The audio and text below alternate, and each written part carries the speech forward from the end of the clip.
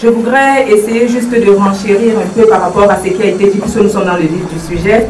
Cette dame s'appelle Flor Kandem Gassar.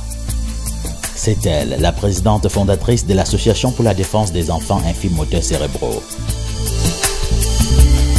Infirmière et cadre au ministère de la Santé publique, Flo tient cette autre casquette du calvaire qu'elle vit, ainsi que plusieurs autres familles ayant en leur sein des enfants infirmes moteurs cérébraux.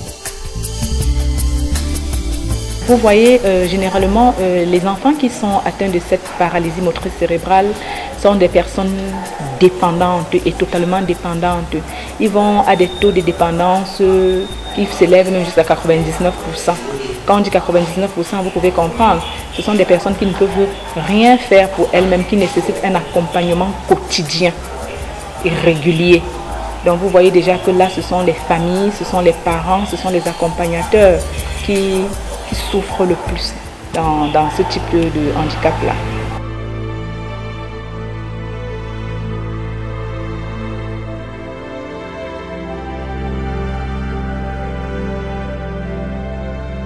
Enfants de malheur, enfants sorciers ou encore enfants serpents sont entre autres des termes souvent entendus faisant référence à ces enfants dont le quotidien est encore entaché de discriminations au sein de notre société.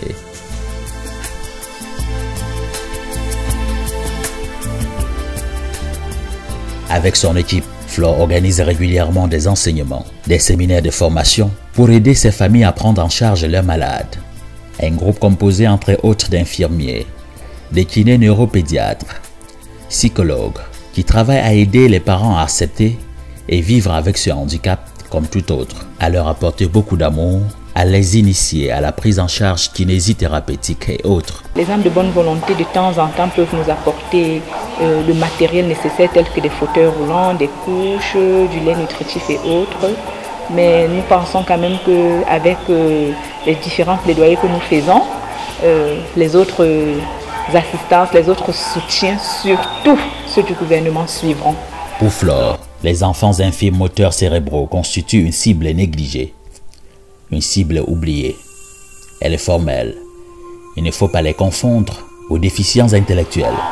Vous voyez, nos enfants, généralement, de par la dépendance qui est sujette, qui est inhérente à leur situation, font en sorte que les parents sont obligés de les garder parfois eux-mêmes.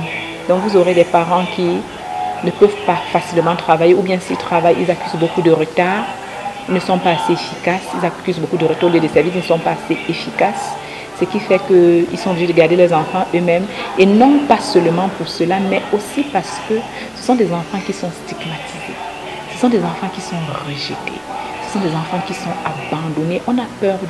On n'appréhende pas encore ce type de handicap-là dans notre contexte, ce qui fait qu'ils sont caractérisés de tous les noms. Vous allez m'excuser, entre guillemets, on les appelle souvent des petits sorciers, des enfants serpents, des vampires, des démons qui sont venus appauvrir la famille.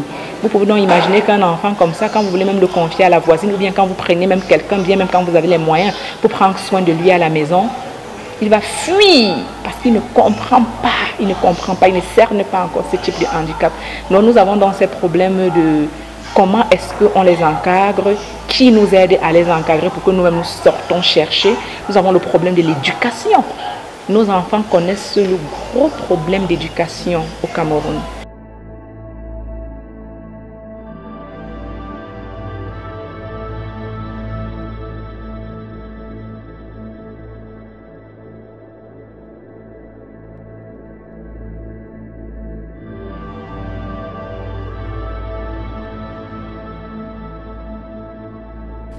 Flor faisait partie des participants au séminaire d'appropriation des instruments juridiques, de promotion et de protection des droits des personnes handicapées.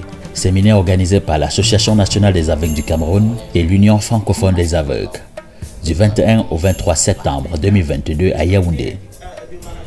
La présidente fondatrice de l'Association pour la défense des enfants infirmes moteurs cérébraux a profité de la phase des échanges, ouverte à la suite de la communication de la Commission des droits de l'homme du Cameroun, pour demander au pouvoir public une meilleure prise en compte de leur situation. Vous avez dit quelque chose qui m'a beaucoup touchée. Je suis handicapée moteur, j'ai un fils de 12 ans infirme moteur cérébral et il a un degré, il est dépendant à 96%. Vous pouvez savoir ce que ça veut dire. Moi, je me suis spécialisée dans la neuroscience pour chercher à accompagner mon fils et pour aussi éviter cela aux autres. C'est pourquoi je travaille aux côtés de ces parents qui ont ces enfants-là, aux côtés du personnel soignant pour que ça n'arrive plus. Essayant de conforter Flor Ngassa dans son plaidoyer, Emmanuelle Tchotchom, directrice exécutive de la plateforme Inclusive Society for Persons with Disabilities, s'est penchée sur de nombreux cas d'allégations de violations des droits des personnes handicapées encore recensés au Cameroun, avant de demander comment la Commission des droits de l'homme du Cameroun pourrait les aider à mieux porter leur voix. De nombreux cas de violation des droits des personnes handicapées au Cameroun, en allant dans le cadre de l'éducation, de l'accès à l'éducation, à la santé même. On a beaucoup de cas de violation des droits en matière d'accès à la santé pour les personnes en situation de handicap. Et maintenant, nous sommes confrontés au fait que même les lois qui doivent être implémentées ne le sont pas. On a le décret, l'arrêté du Premier ministre pour la dispense d'âge, ça reste encore un très gros combat. Et il y a également la ratification effective de la Convention des Nations Unies par l'État du Cameroun. Comment est-ce que la Commission des droits de l'homme peut aider les organisations de personnes handicapées à mener un gros plaidoyer? Premièrement, pour la ratification de la Convention, pour qu'elle soit effective, parce qu'il faut un gros plaidoyer allant dans ce sens. Et deuxièmement, en ce qui concerne particulièrement l'accès à l'éducation et la prise en charge des apprenants vivant avec le handicap, particulièrement les déficients visuels et, entre guillemets, aussi les déficients auditifs. Est-ce que nous pouvons mener ensemble des plaidoyers? Comment est-ce que la commission peut s'impliquer? Jusqu'à quel niveau?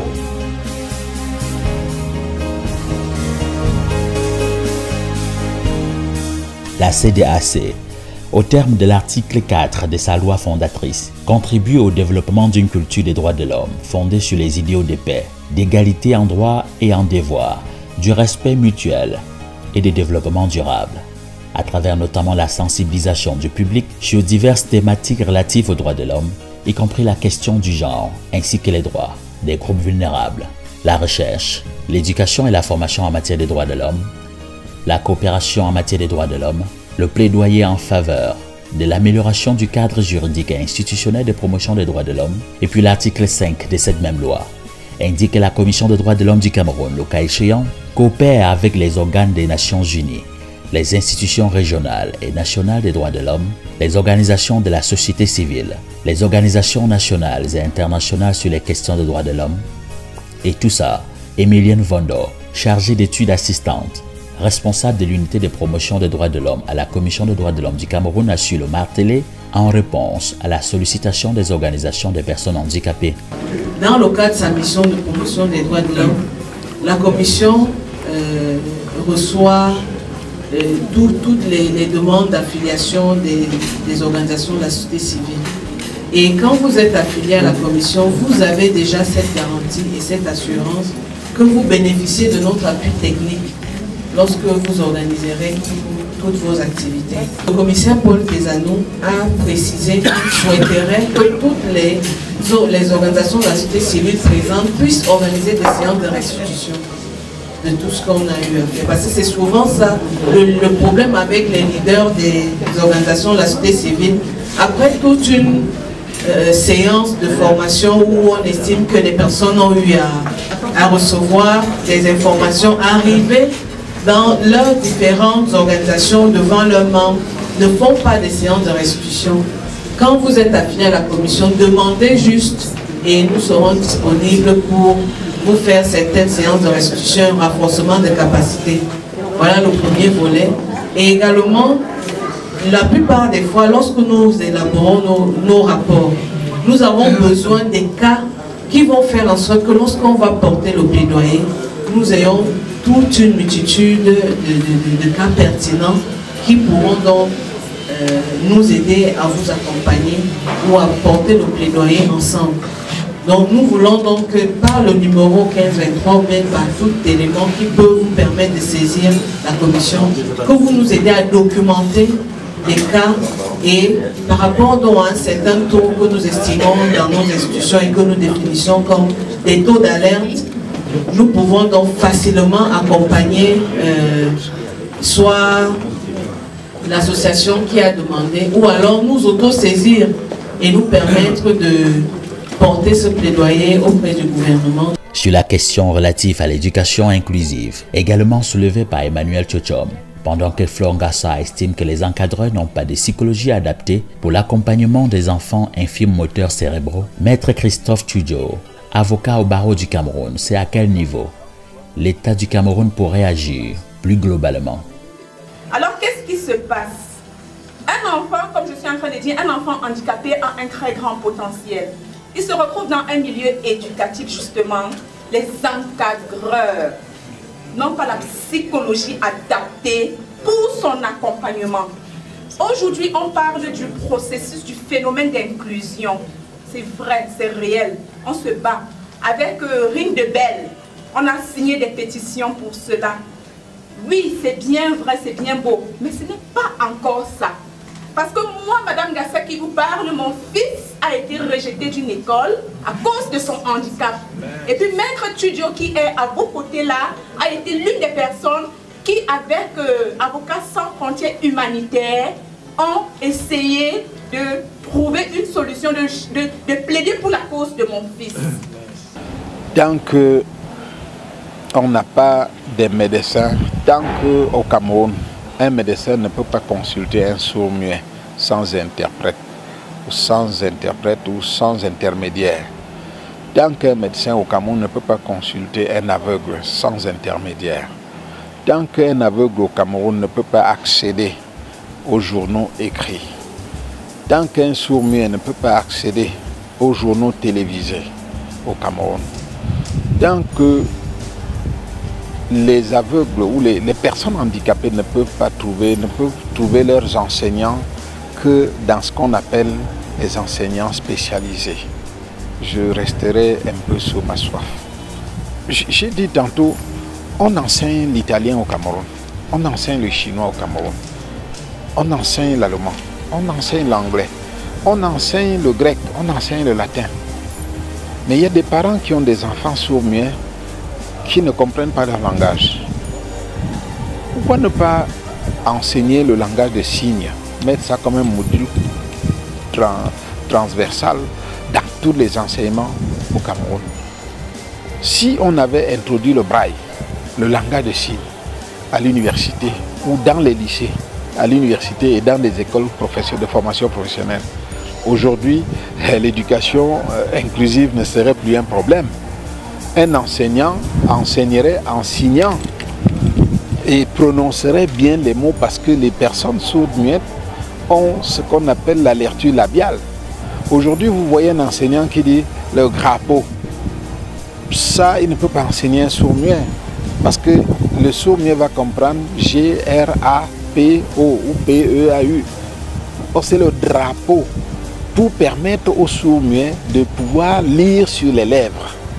Et s'il a appris le langage des signes, il parle en signant. Et ça permet aux élèves, aux apprenants qui sont déficients auditifs de le capter. Si le Cameroun Tribune pouvait faire un résumé de ses publications en braille, ça permettrait aux aveugles d'accéder à l'information au Cameroun. Si la CRTV et les autres chaînes pouvaient avoir d'interprètes en langage de signes, ça permettrait aux sourds-muets d'accéder aux informations télévisées. Quelles sont les dispositions prises au Cameroun, au moins pour que les sourds-muets accèdent au discours du chef de l'État? Rien. Sont-ils des Camerounais ou non?